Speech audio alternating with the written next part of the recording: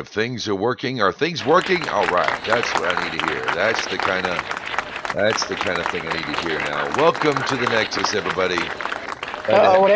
Whatever you did just turned around. Now you're talking in a can.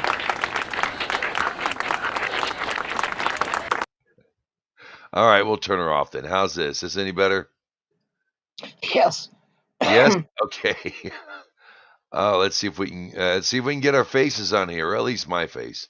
And for that, I apologize, folks, because it's the only one I got. But welcome to the Nexus. James the Idol Smasher at gmail.com is the email address.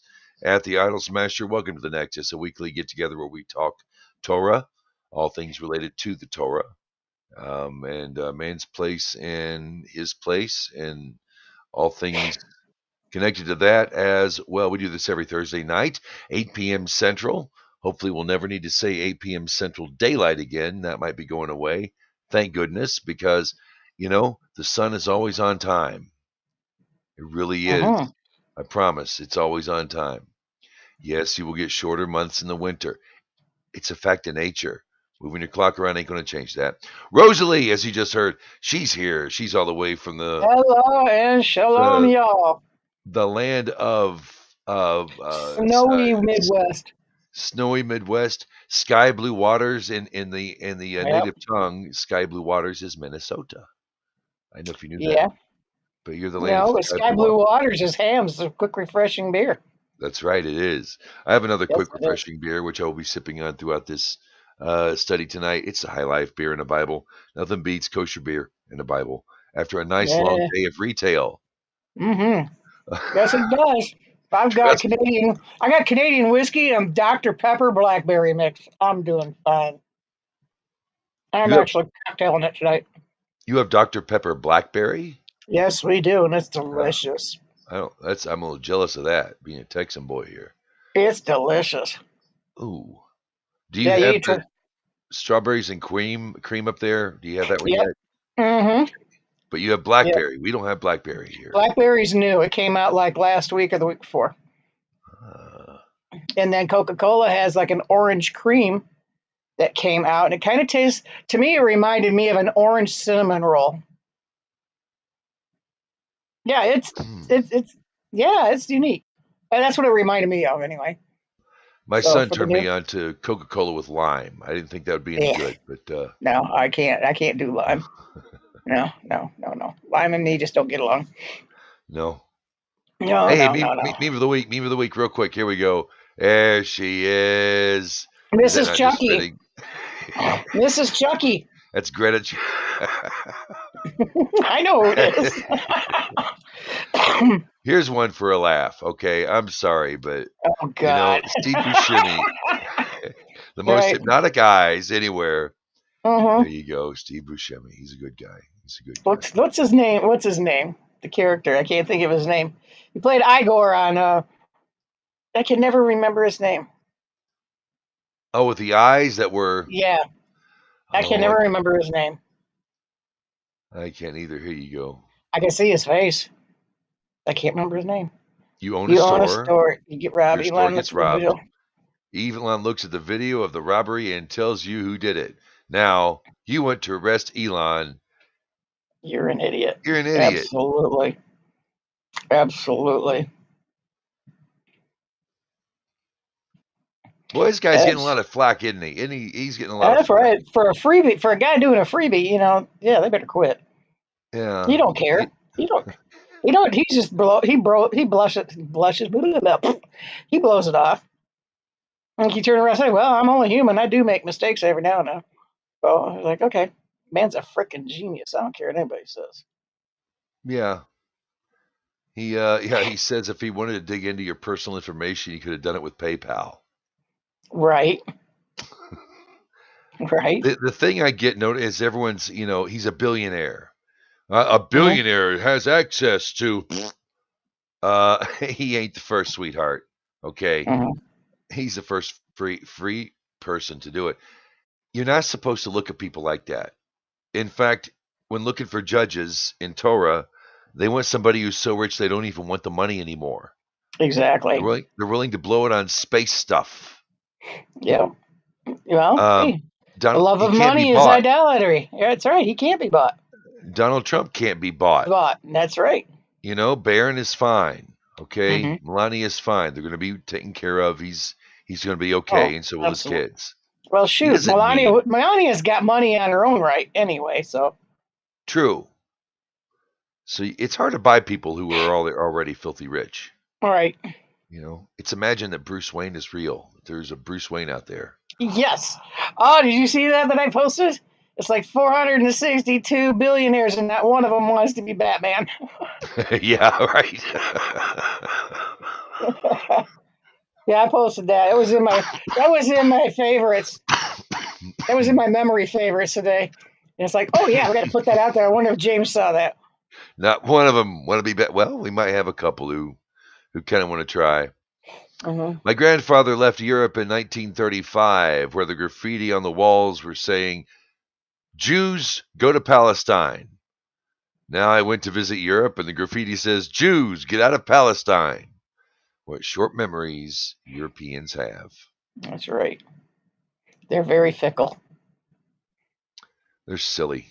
They're a silly bunch over there. Poland, the only country that's actually paid up for NATO. Poland, the one country that gave a damn. So, you know, to the polls. Well, I've got posts against that too, because they can't, what is it? They can't whitewash their lily butts of the Holocaust because they were in it too. Yeah. Yep. So they were railroaded pretty nice. Yeah. We have one fantastic Torah portion today. I think this is still probably my favorite Torah portion. And that's why I entitled "Aside of Messianics are stupid." Why? Because Messianics are stupid. I don't know why, but they popped up in my feed, and I've looked into them on YouTube a little bit more. I know Rabbi Singer had one dude, a Messianic, who wants to challenge him, and it's all about getting you in a trap and challenge you. And they know things that put you in a trap. Christians know. My Christian brethren and sister,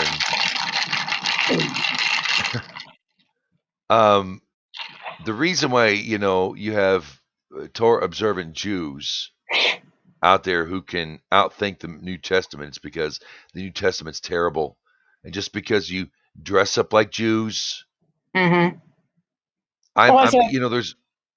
It's like that one part of the one part of the verse in Revelations. I wish you were either hot or cold instead of lukewarm. I want to spit you out. They're sitting on the fence. Just think about it. They're sitting on the fence post, like a turtle on a fence post.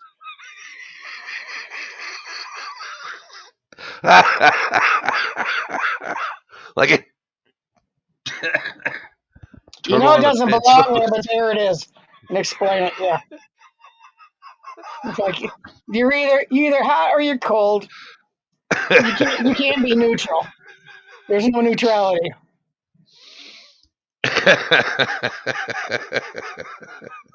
J-Man's not going to save you. Just get that out of your head. No. It's you can't be Jewish in that way.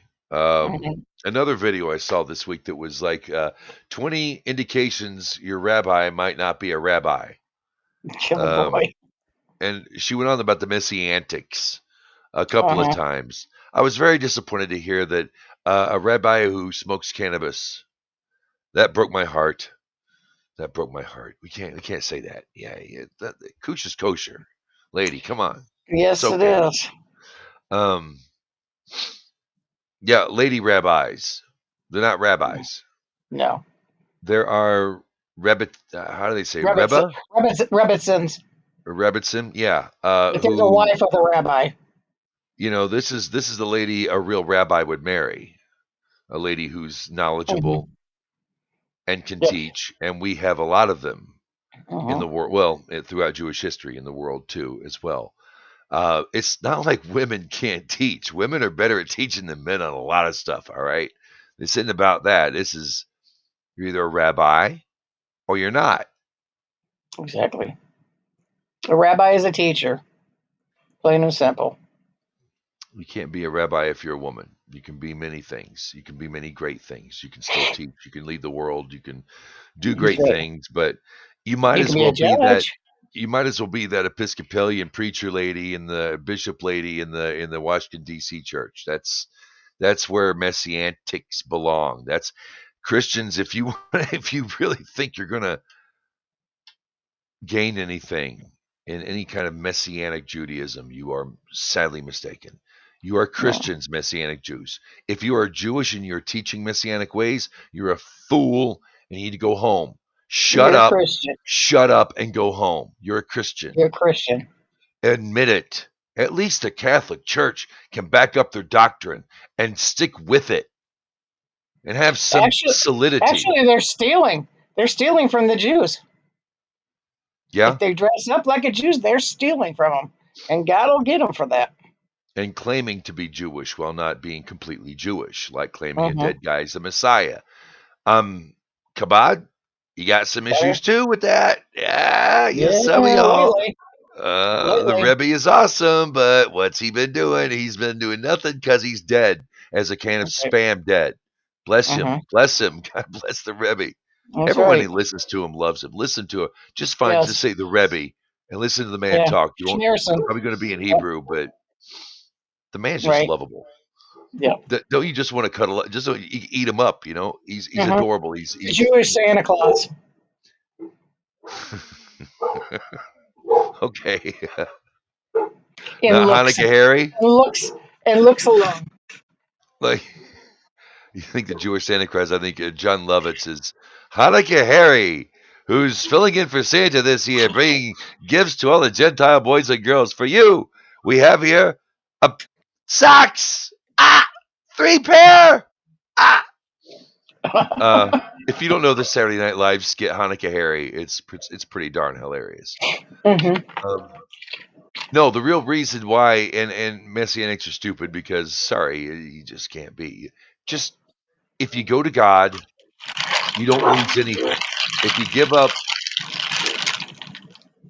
idolatry and many other things, if you give up the dead guy, if you give up those few books written by whoever wrote most of them, you're going to Mm-hmm. gain everything like God. Right. It goes for the Seventh-day Adventists too. At least they can count. God bless them. Mm-hmm. And they got balls to stand up to, sorry.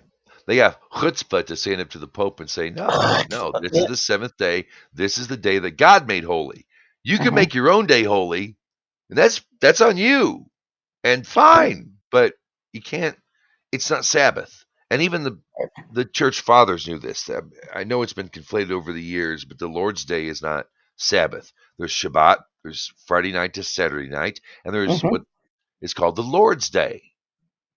And that's for the Christian folk. Mm-hmm.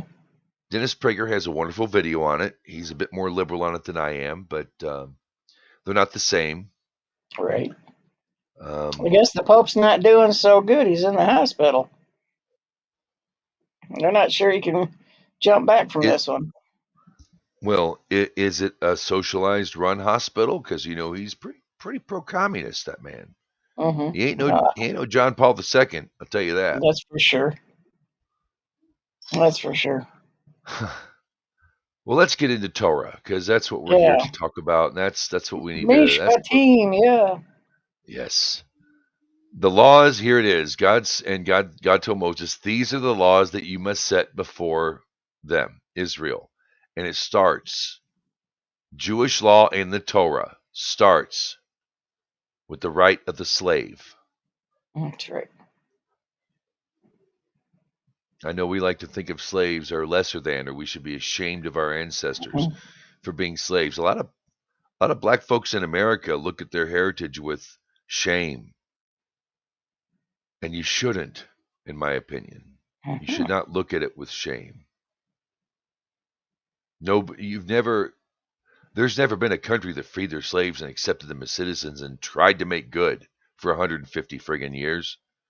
Nobody. It's never been done before.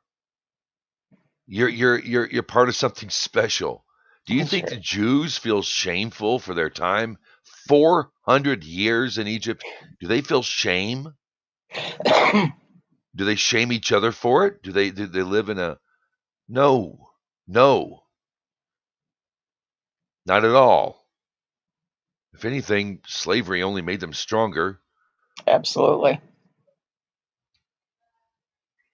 So here it is. I'm not going to read the Rashi, and I'm in fact, Chabad's doing kind of what the Gutnick edition does, the Gutnick Torah. Hang on a minute. I don't know if I got room. Let me grab it. Whoops.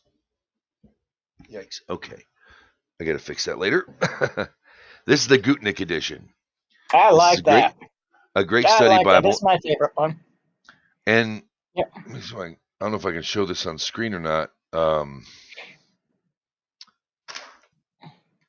Why didn't you write me about my eyeballs before I got on the air, Rosalie? Because I you don't have my usually. eyeballs. Uh-oh. I was muted for a while. Yeah. Yeah, I tried. Gotta love the Okay, joys of a live show. what Chabad's doing now is they're kind of commentating on the Torah as they read it. Whereas if you were to go to like Mechan Mamre and you went to Mishpatim, which is Exodus chapter 21. So we'll go over here to Exodus. We'll go to 21. And it's Mechan Mamre is a very much more classical. It was translated in 1913. Now these are the ordinances which you shall set before them. Bada boom! Goes right into it. When you go in Chabad, it says in regular type, God told Moses, and then in bold, these are the laws that you must set before them. So they kind of add dialogue to help you understand what's going on. I'm going to take a chance and read Chabad's translation without the regular text. So just so you know, there's a link in the description. Rosalie, you have a link in the chat. Let's make that a public chat so we can get it all here. And as always with the Nexus, a time-honored tradition. If you want to come in and join the conversation, we would love to have you. You, yes, my favorite viewer, right there. We're going to put a link in the description.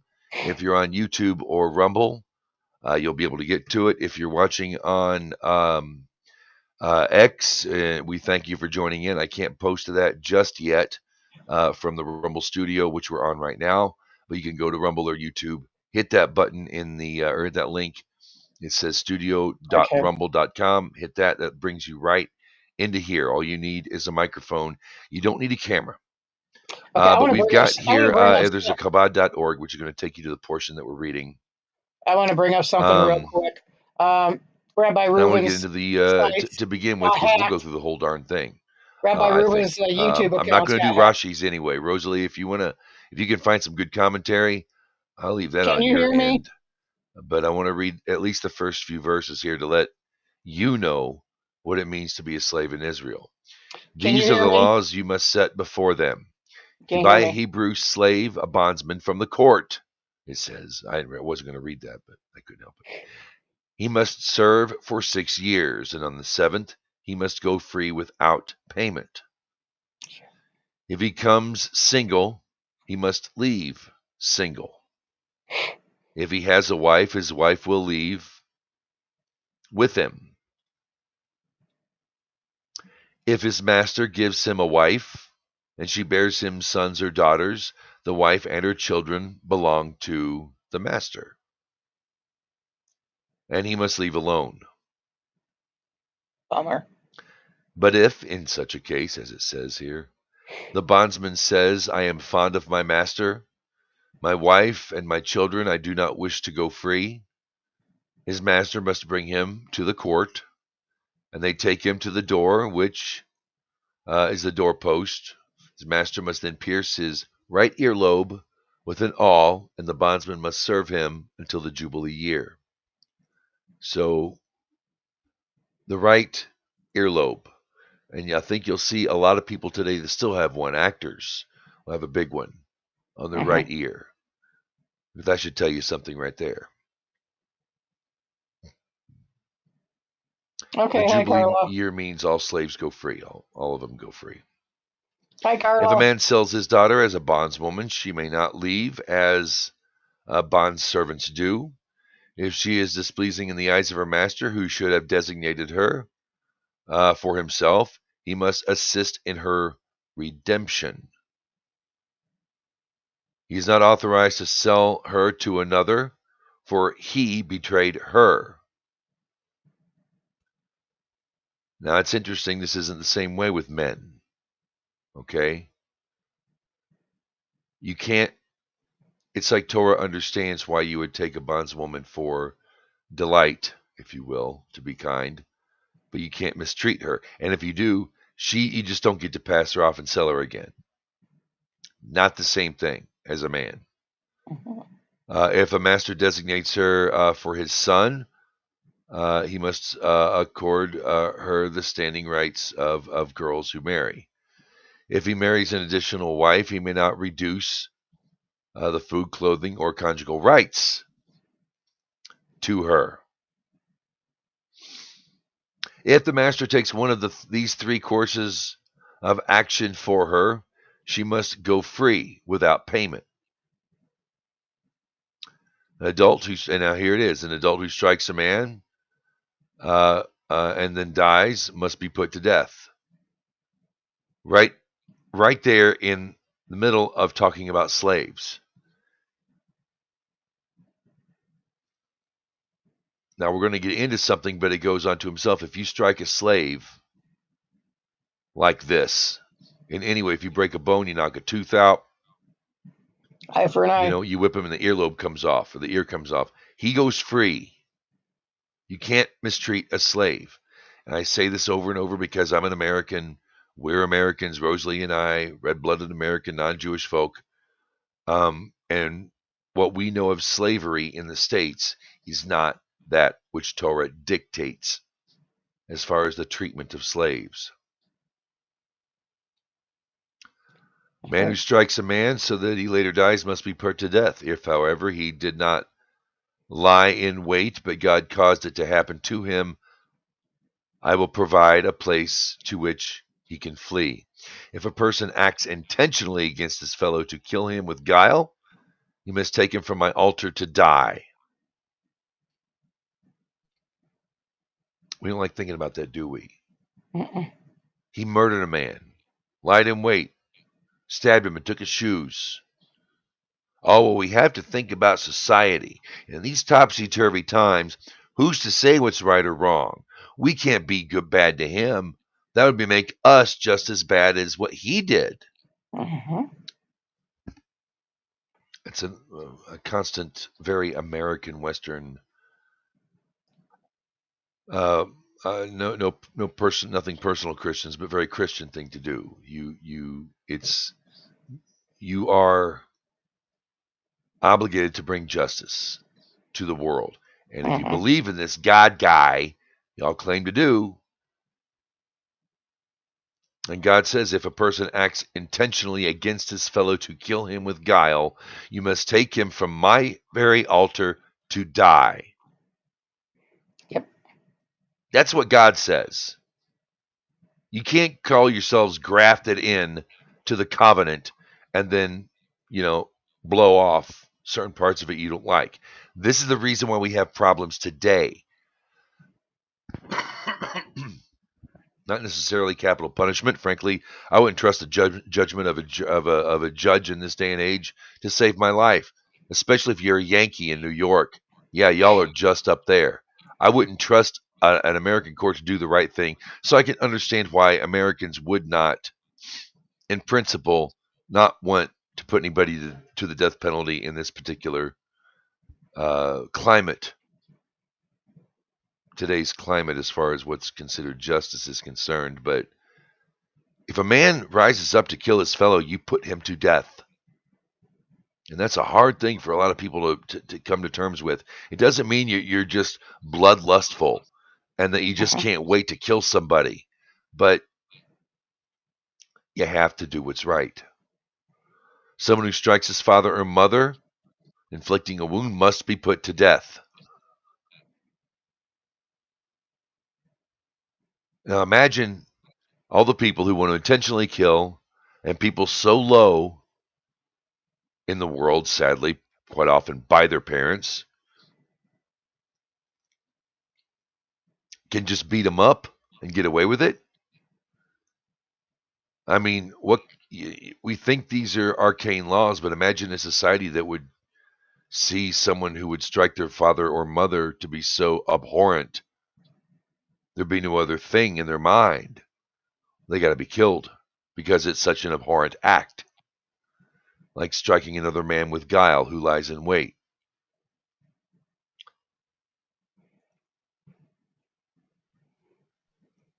Someone who kidnaps a man and sells him and was seen in the kidnapper's possession before the sale must be put to death.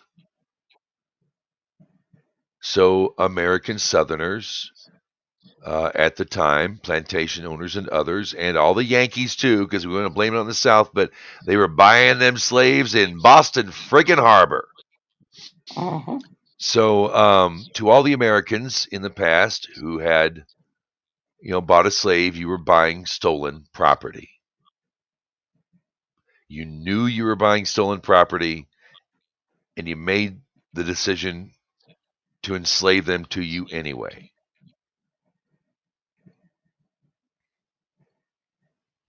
Someone who curses their father and mother is to be put to death. Nice.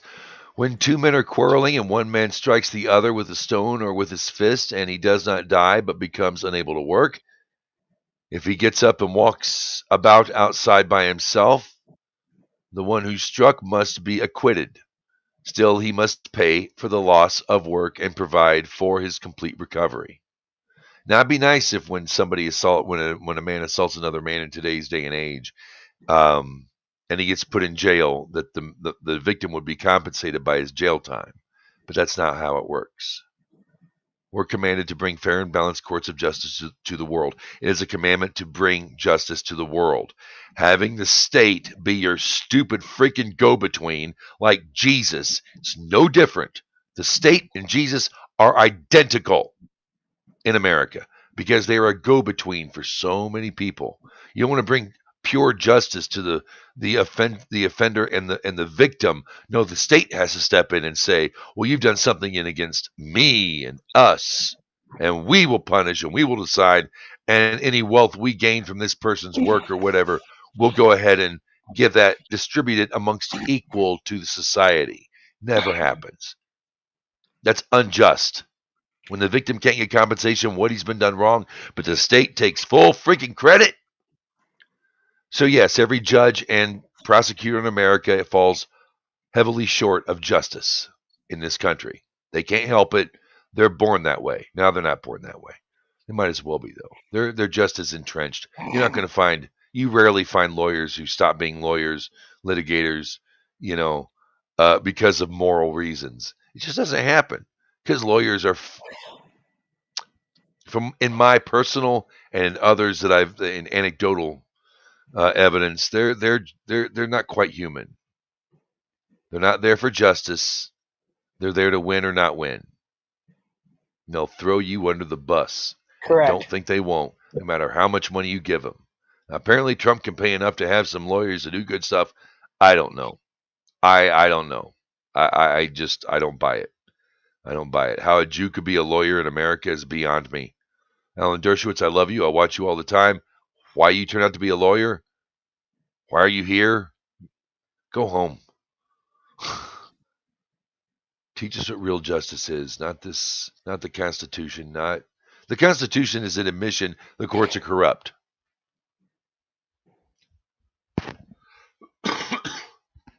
The reason why you have the right to legal counsel is because the courts will screw you. The cops, the prosecutors don't give a shit if it's right or wrong. They will screw you. That's why you have the right to a lawyer to defend yourself from them. You get to have one of their august number, one of the many number of saviors that can save you in a court case. Just call 555-5507 when you're in trouble. We'll help you out. Yeah.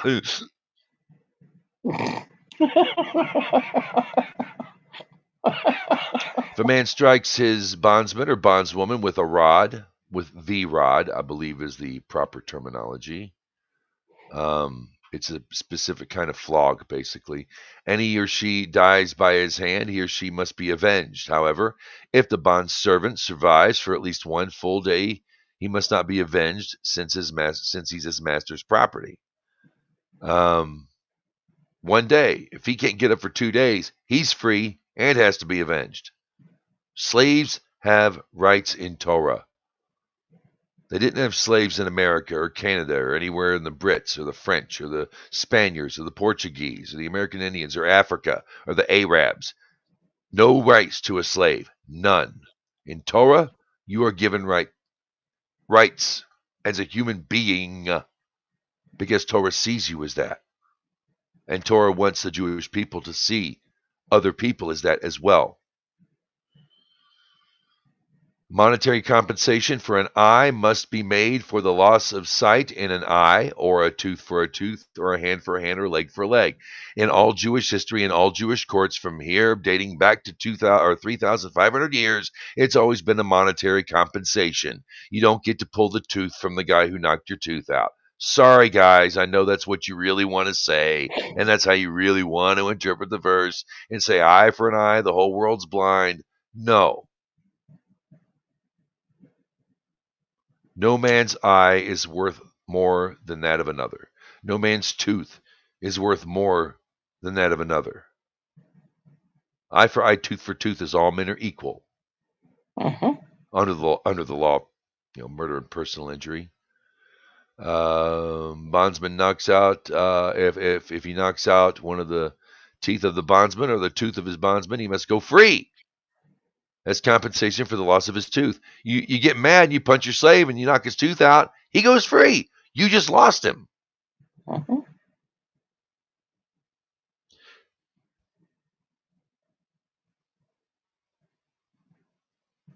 If a work bull gores a man or woman and they die, the work bull must be stoned. Its meat may not be eaten, but the owner of the work bull must be acquitted. So you have to kill the bull and pay the man for the bull. And back in the day, a bull was a lot. Actually, a bull today is worth a lot of money. You'd be real surprised. What a big hunk of meat. Love steak. Steak. However, if it is a work bull that has gored on previous occasions and its owner has been warned by the court, I'm reading the fine print again. Here I go reading the fine print. I can't help it. I just can't help it. But he did not guard it, and it killed a man or woman. The work bull must be stoned. Its owner, too, will be put to death. Because he already knew that he was a killer. If the atonement fine is imposed upon him, he must pay whatever the sum is imposed as ransom for his life. Do you see where we're going with this? I'm going to move down. As far as theft, here we go real quick. 37. If a person steals a work bull, sheep, or goat and slaughters it or sells it, he must repay 5 cattle in place of the work bull and 4 sheep or goats in place of the sheep or goat. You see where we're going with this? Pure justice. There is no state. The priests don't get a cut. The rabbis don't get a cut. The banks don't get a cut. Direct man-to-man justice. When you go into court with a dispute, you should walk out almost like friends, shaking hands. That is justice.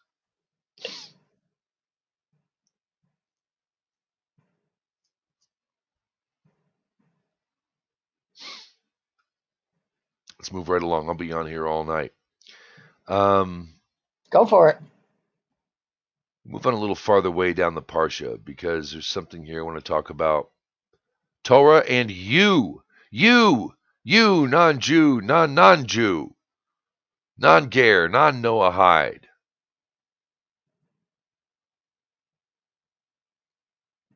You must not pervert justice for your destitute countryman in his lawsuit. You must distance yourself from any falsehood. You must not execute an innocent or acquitted person, for I will not exonerate the wicked. You must not accept a bribe, for bribery blinds the clear-sighted and distorts words of righteousness. You must not oppress the foreigner, the Ger. Believe? Yep, there it is. You must not oppress the Ger, the foreigner, who has converted to Judaism, who lives by the 7 laws in your gates. If it was a convert to Judaism, they'd call him a Jew. This is something Chabad has to, they tiptoe around this bit, and that's all right. They've got 2,000 years of tiptoeing. So you can't fault them for still tiptoeing after 2,000 years, in spite of what's been brought to light. I'm getting off on a tangent. You know the feelings of a stranger, for you yourselves were strangers in Egypt. That's right. For 6 years you may sow your land and gather its crops, but during the 7th you must leave it unattended, withdraw from it. The needy among you may eat, the beasts of the field may eat of it, what's left, and you must do the same with your vineyard and your olive grove.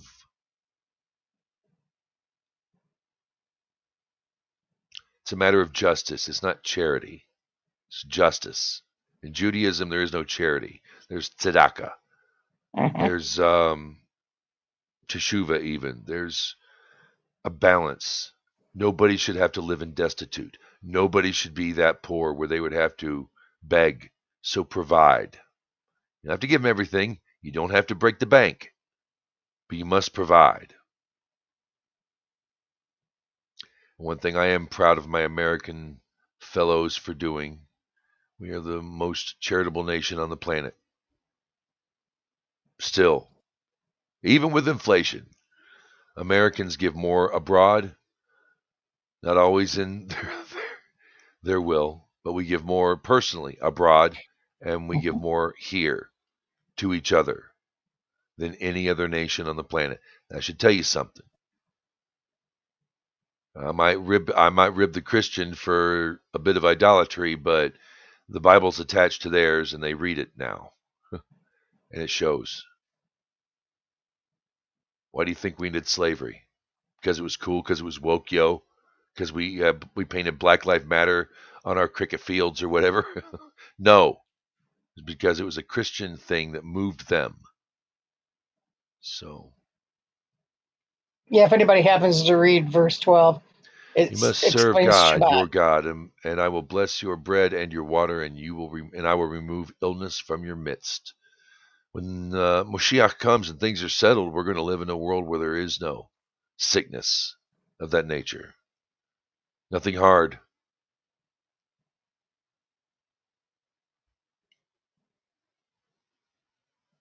That's right. All right. The final part of this week's Parsha that I wanted to get to, it's, if you're following along at home, it's Exodus 24. Rosalie, you still there? Are Yes, you you asleep can't yet? hear Or are me. you like, I am not talking over this guy. Let's let him go. He's going crazy. You can't hear me. She's still there. I hear nothing. All right. God had said to Moses, go up to Mount Sinai to God, you and Aaron, Nadav and Avihu, and the 70 elders of Israel, and prostrate yourselves from afar. Moses alone must approach God. The others may not approach, nor the people who ascend the mountain with them. Moses came and told the people all of God's words and all the laws. And the entire people responded with one voice and said, all the words that God has spoken we will do. Moses wrote down all the words of God. Mind you, what I'm saying is before he brought down the sapphire tablets of the 10 statements, the 10 commandments, Moses wrote down all the words of God, rose early in the morning and built an altar at the foot of the mountain and 12 monuments for the 12 tribes of Israel.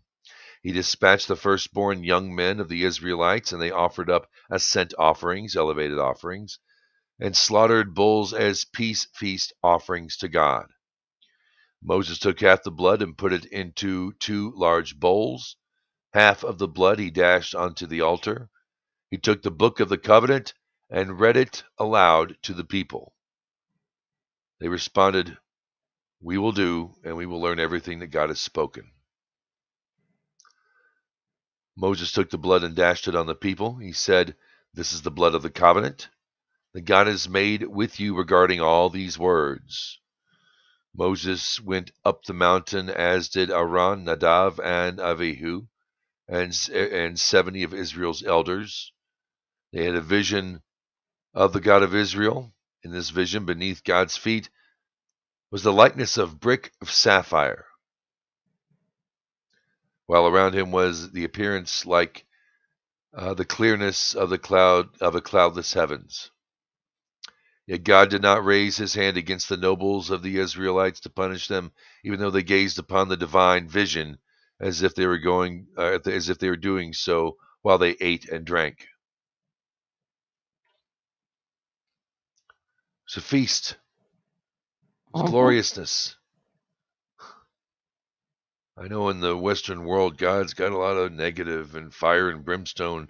And even with your Christian, with the Jesus thing, it's all nailed to a stick of wood, suffered and whipped and stabbed and thorn of crowns and sin, sin, sin, sin, sin, sin, eternal damnation, sin, eternal damnation. But which is not acceptable to God to in be any in way, the shape, or presence form. of the presence of God, right there with them, and you feast.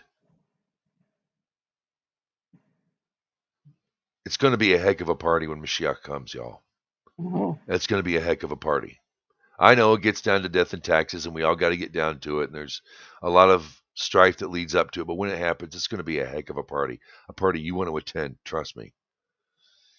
God said to Moses, "Come up to me on the mountain and remain there. I will give you the tablets of stone, the Torah, and its commandments, which I have written down for the people's instruction."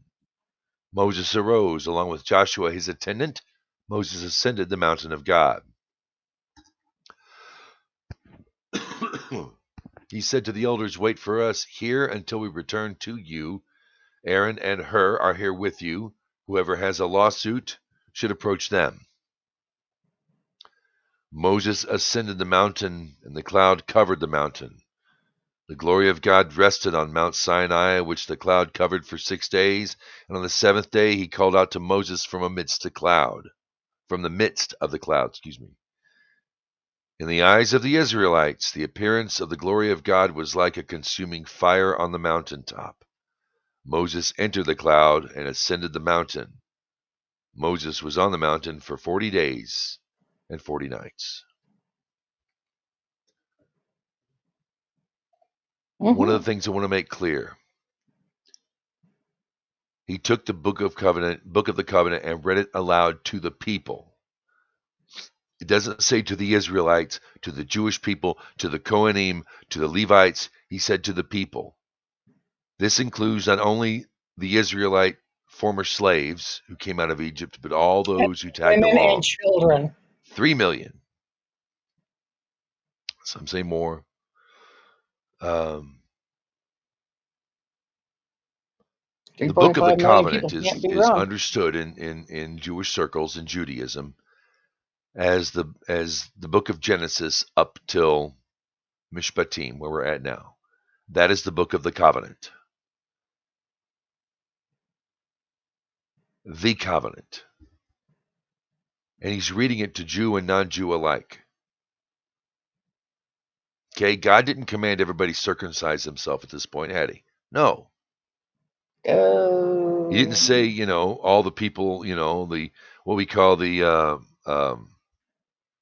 Erev Ra. The Erev Ra, as Uncle Mike would say, you got to look out for them Erev Ra. Yeah. The Erev Ra, the mixed multitude that came out with the Jewish people, with Israel. Not the Jewish people, heck, all 12 of them were there. It was with the Jewish people that they came. They came with them, and God spoke to all of them. Moses spoke to all of them, and he read the book of the covenant, which includes all of them. Don't you understand?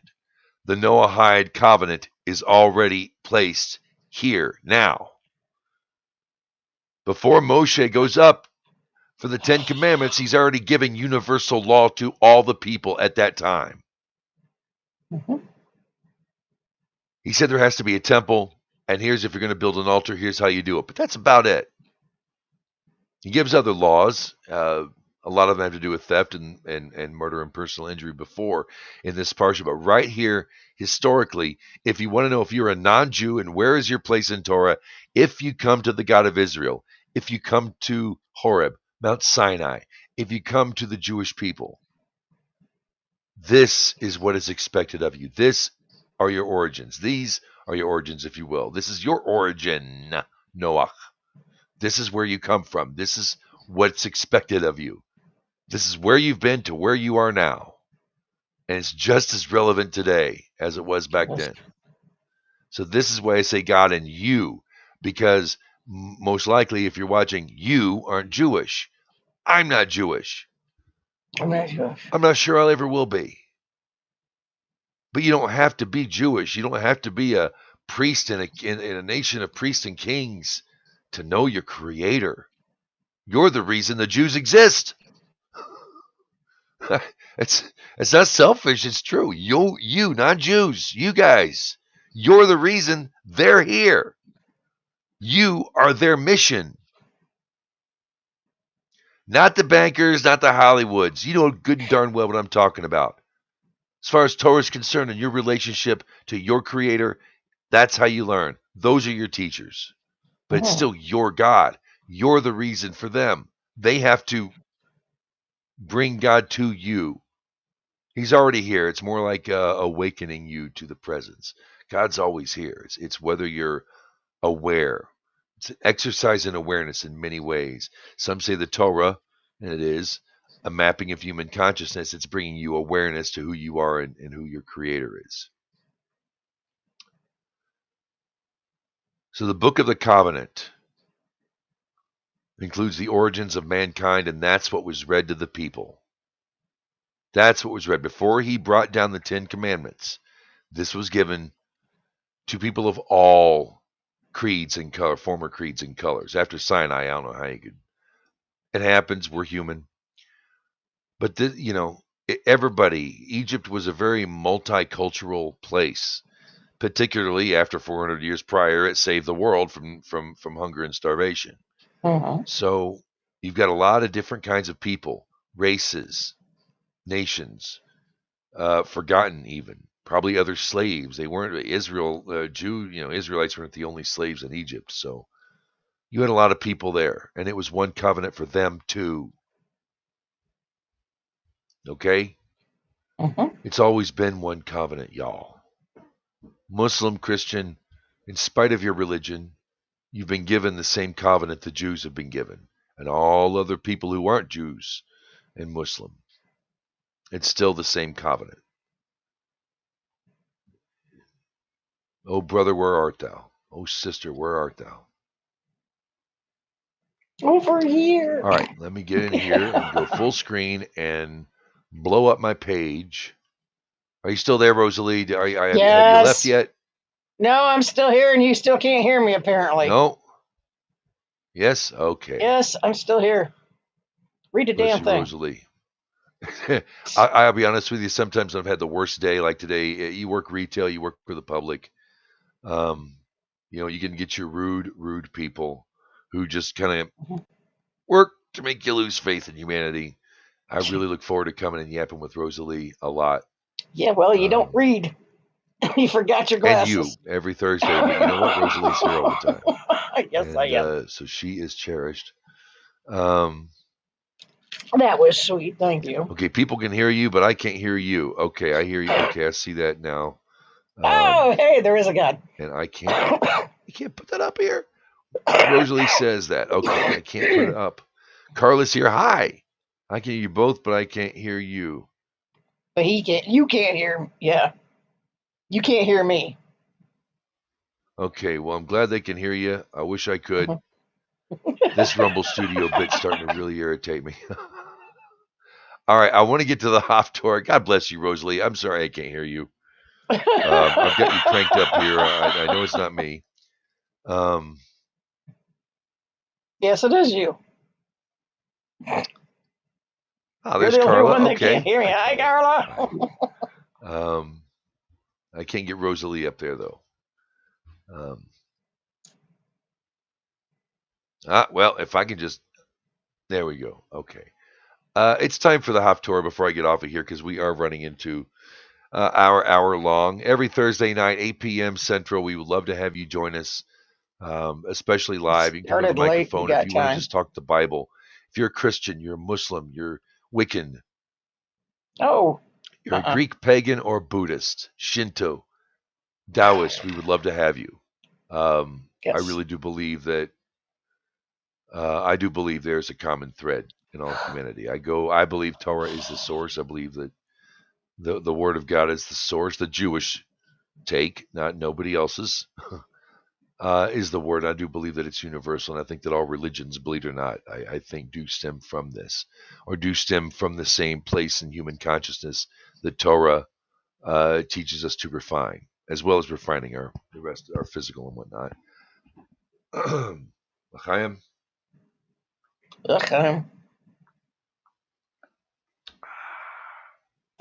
Delicious kosher adult beverage. All right. Jeremiah. You're my ihu. You're my ihu. Jeremiah. Chapter 34, verse 8. If you're tuning in for the first time, the Haftorah is a section of the Hebrew Bible directly pertaining to the Torah portion that we read this week, but not part of the Torah itself. And here we go. Jeremiah, if you're following along at home, Jeremiah chapter 34, verse 8. And the word came to Jeremiah from the Lord after King Zedekiah had made a covenant with all the people who were in Jerusalem to proclaim freedom to them, that every man should let his maidservant and every man every man should let his manservant and every man his maidservant, a Jew and Jewess, go free, that none should hold his Jewish brother as a slave. Now all the princes and all the people who had entered into the covenant hearkened that every one should let his manservant and every one his maidservant go free, no longer holding them to slavery. Then they obeyed and let them go. But afterwards they turned and brought back the maidservants and manservants whom they had set free, and forcibly made them into manservants and maidservants. Then the word of the Lord came to Jeremiah from the Lord, saying, So says the Lord God of Israel, I made a covenant with your fathers on the day that I brought them forth out of the land of Egypt, out of the houses of slaves, saying, At the end of 7 years you shall let every man his brother Jew who has been sold to you, and when he has served you for 6 years, you shall let him go free from you. But your forefathers did not obey me, nor did they incline their ears. And now this day you turned and did what was right in my sight by proclaiming liberty, every man to his neighbor, and you made a covenant before me in the house upon which my name is called. But then you turned and profaned my name, and you took back each man his manservant and each man his maidservant, whom you had set free to themselves, and forced them to be manservants and maidservants to you. Therefore, so says the Lord, you have not hearkened to me to proclaim freedom, every one to his brother and every one to his neighbor. Behold, I proclaim freedom to you, says the Lord, to the sword, to the pestilence, and to the famine. And I will make you an object of horror to all kingdoms of the earth. And I will deliver the men who have transgressed my covenant, who have not kept the words of the covenant which they made before me when they cut the calf into and passed through its parts, the princes of Judah and the princes of Jerusalem, the officers and the priests, and all the people of the land who passed between the parts of the calf. I will deliver them into the hands of their enemies and into the hands of those who seek their lives, and their dead bodies shall become food for the birds of the heavens and the beasts of the earth. Shut the door, sweetheart. That's my daughter, Catherine. She's saying hi. Hi, Katie. And Zedekiah, king of Judah, and his princes I shall deliver into the hands of their enemies, and into the hands of those who seek their lives, and into the hands of the army of the king of Babylon, who have gone up away from you. Behold, I command, says the Lord, and I will return them to this city, and they shall fight against it and capture it, and burn it with fire, and the cities of Judah I will make desolate without inhabitant. It sounds familiar from another prophet or two. Mm-hmm. So said the Lord, if not my covenant with the day and the night, that the statutes of heaven and earth I did not place, also I will reject the seed of Jacob and David, my servant, not to take from his seed rulers over the seed of Abraham, Isaac, and Jacob, when I bring back their captivity and have mercy upon them. Amen. Thus makes the end of the Parsha. That's right. That's right. Ms. Rosalie, any final words? I see you're talking. I know I can't hear you, and I apologize for That's okay. the All silliness that right. is this setup. Go ahead That's and speak. okay. I just want to say Shabbat Shalom to everybody. Have a great Sabbath if you are partaking of that. If not, have a great weekend, and we shall see you next week.